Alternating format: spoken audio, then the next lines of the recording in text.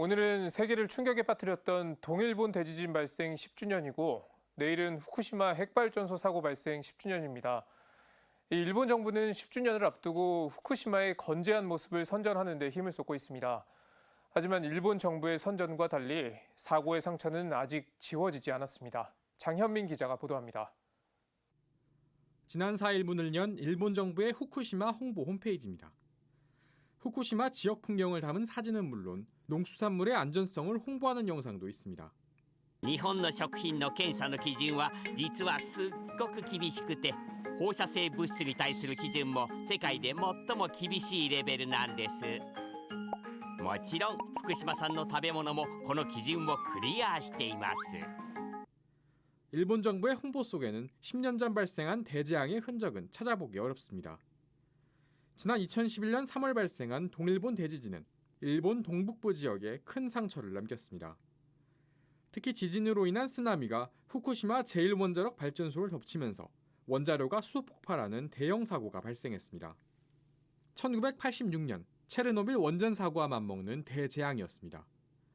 그로부터 10년이 지난 지금 일본 정부는 재앙을 극복한 후쿠시마의 모습을 홍보하는 데 집중하고 있습니다. 宮城県の美味しいホヤはこれまで基準値を超える放射性物質が検出されたことは全くないにもかかわらず韓国の皆様の食卓に届くことはありません。誠に残念でなりません。科学的根拠に基づかない差別や偏見はお互いに避けようではありませんか。 하지만 일본 정부의 홍보와 달리 후쿠시마 원전 사고로 인한 피해는 여전합니다. 후쿠시마 인근에서 잡은 우럭에서 기준치의 5배에 달하는 세슘이 검출된 일도 있습니다. 일본 농림수산선 당국자는 방사능이 검출된 우럭은 특이한 사례라고 해명했습니다. 후쿠시마 원전 인근 지역의 방사능 오염 정화 작업도 지지부진합니다. 후쿠시마 제염특별구역의 85%가 세슘에 오염된 상태인 것으로 조사됐기 때문입니다.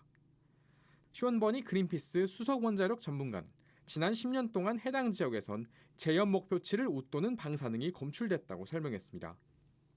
가장 큰 문제는 후쿠시마 원전에서 나오는 방사능 오염수 처리 방안입니다. 현재 원전 부지에 저장된 오염수는 약 124만 톤으로 최대 보관 용량의 91% 수준입니다. 이에 일본 정부는 오염수를 정화해 해양으로 방류하는 방안 등을 검토하고 있는 것으로 알려졌습니다. 실제로 일본 정부는 언론을 대상으로 한 설명회에서 정화 능력을 강조하며 유언비어 외엔 적극 대응할 방침이라고 엄포를 놓기도 했습니다. 오염수 해양 방류 움직임에 시민단체는 물론 가톨릭교회도 강하게 반대 의사를 밝혔습니다. 한국과 일본 주교단은 공동성명서를 내고 바다에 방출된 방사성 물질은 절대 원래대로 되돌릴 수 없다고 우려의 뜻을 전했습니다.